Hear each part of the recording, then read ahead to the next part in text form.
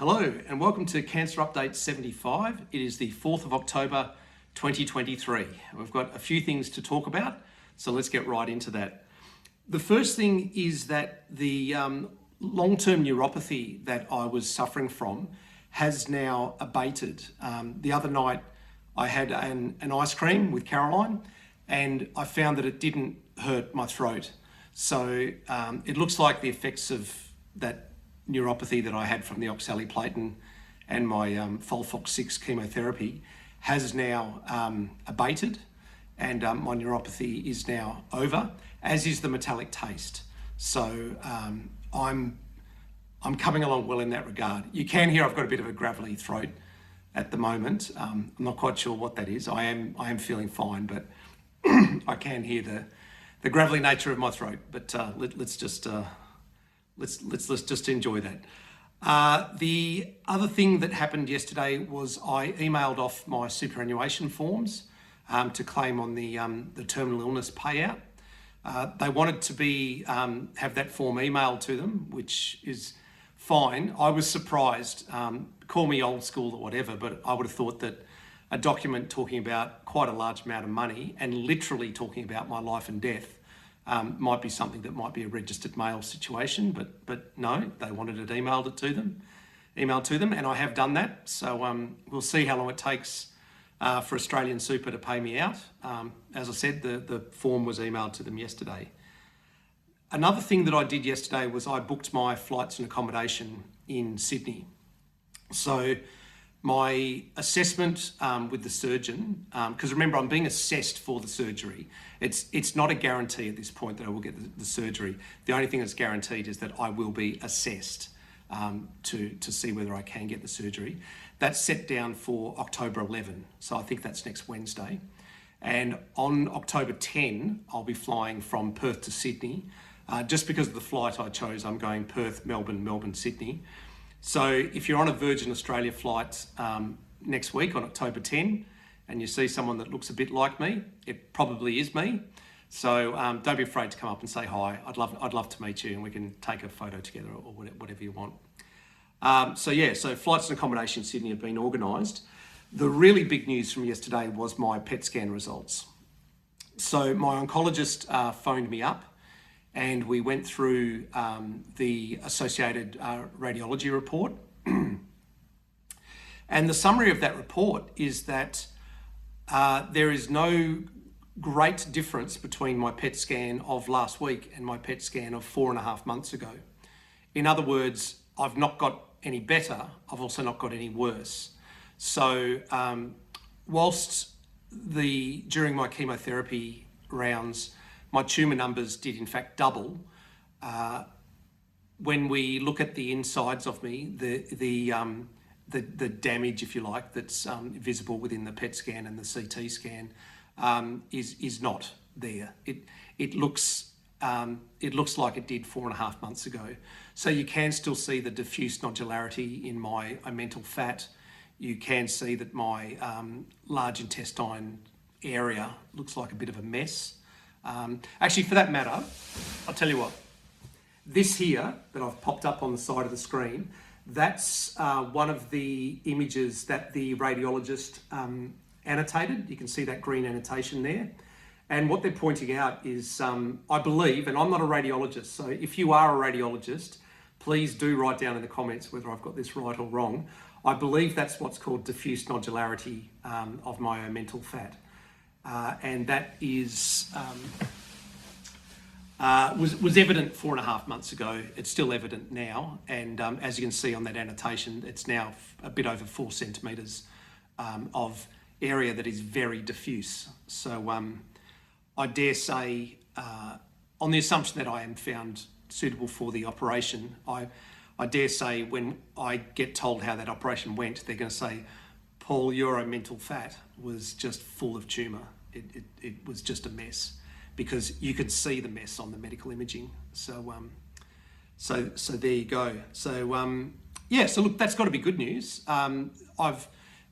Nothing lit up like a Christmas tree. Everything looked pretty much like it did 4.5 months ago. So that's pretty good.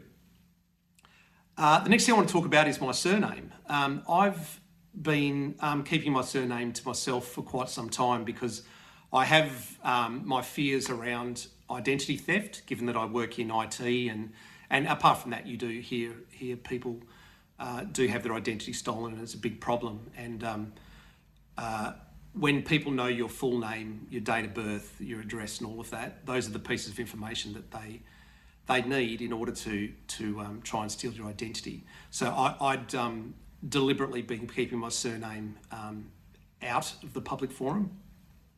I've now come to the conclusion that I'm okay with it. So my surname is Eddington. My first and last name, I am Paul Eddington. I won't tell you my middle name, although it is a really cool middle name, but I'm not going to tell it to you. And yeah, so my name is Paul Eddington. I'm a proud Eddington, and that is my surname.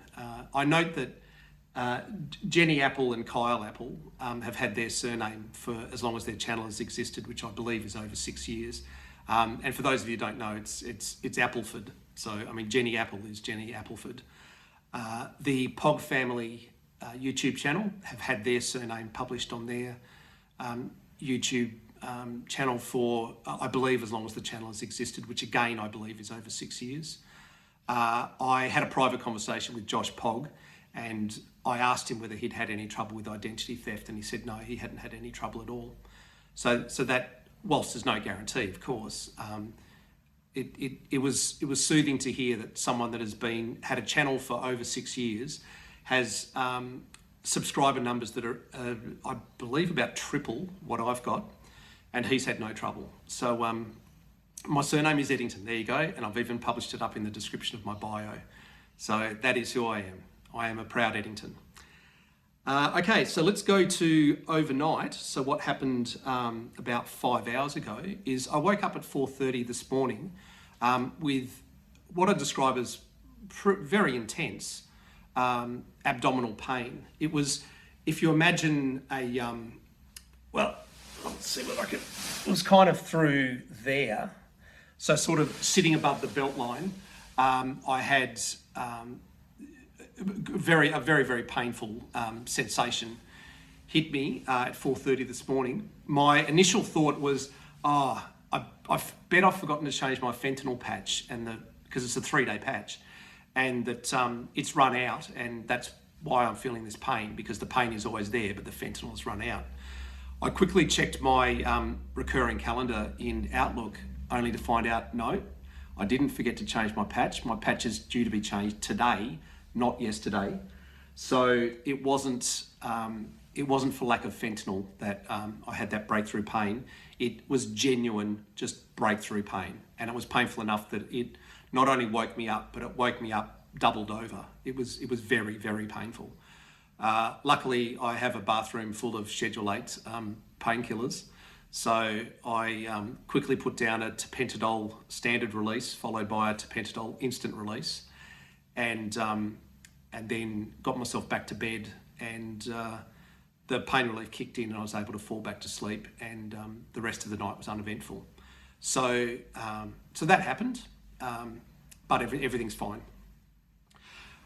One other thing I want to talk about is that many of you have commented on my glasses, and you seemed, except for one lady that was rather unkind, the vast majority of you have really enjoyed my glasses.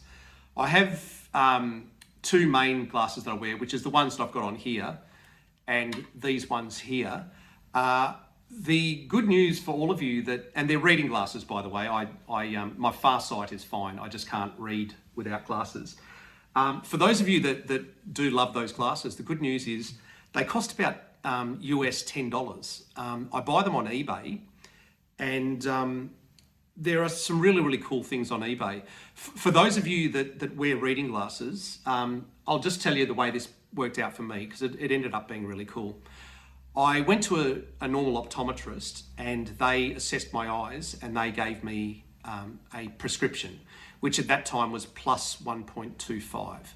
So that's a reading glass, because the plus means it's a close thing. If it was a negative, it would mean it was a far thing. And 1.25 is basically the lowest, the smallest prescription you can get for a reading glass. So I knew at that point that both of my eyes were plus 1.25. And of course, them being an optometry shop, they then sold me 2 sets of glasses that I wore.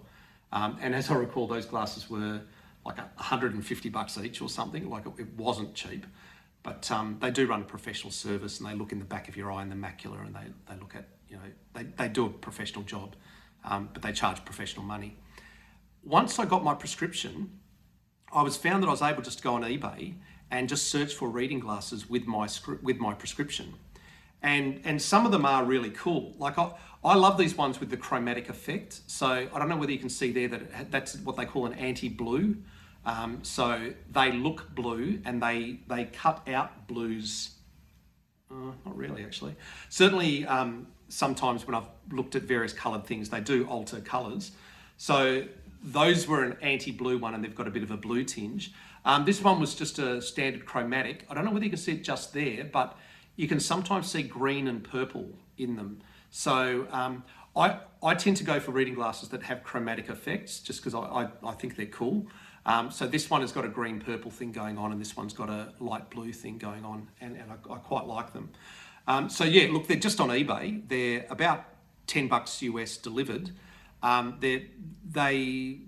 They're not expensive, and if you hunt around, some of them are actually, I would describe as quite fashionable. Like I actually find these pretty cool. They've got a bit of a Harry Potter thing going on, and I quite like. And these also have a bit of a Harry Potter thing, and the colour in them is a bit more obvious.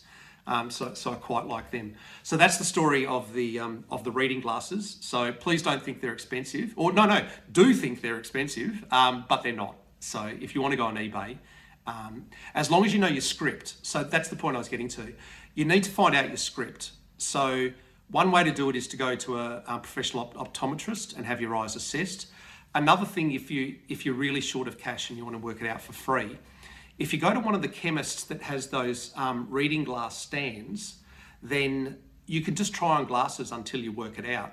So if you start at plus 1.25 and then try plus 1.5, plus 2, plus 3, plus 4, and you obviously take a book with you to work out which one works for you, you can basically work it out for free.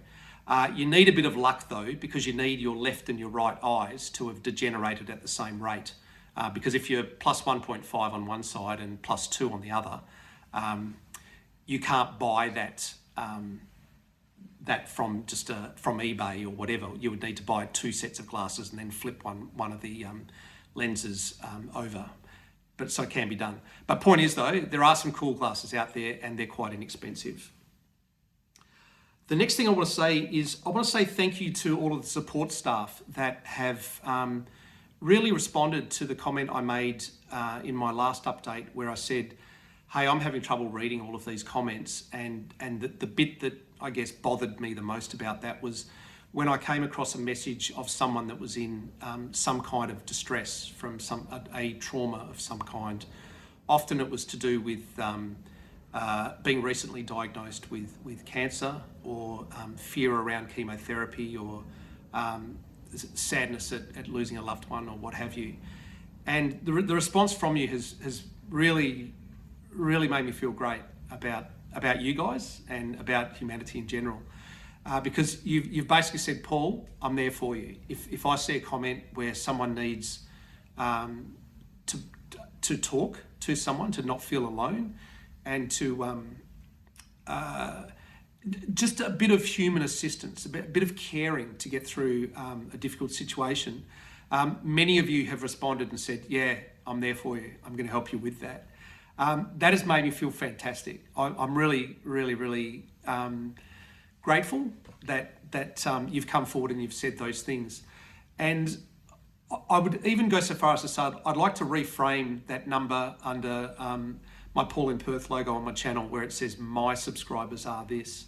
I'd like to think of that now, that they're our subscribers, and that we are going to care for our community.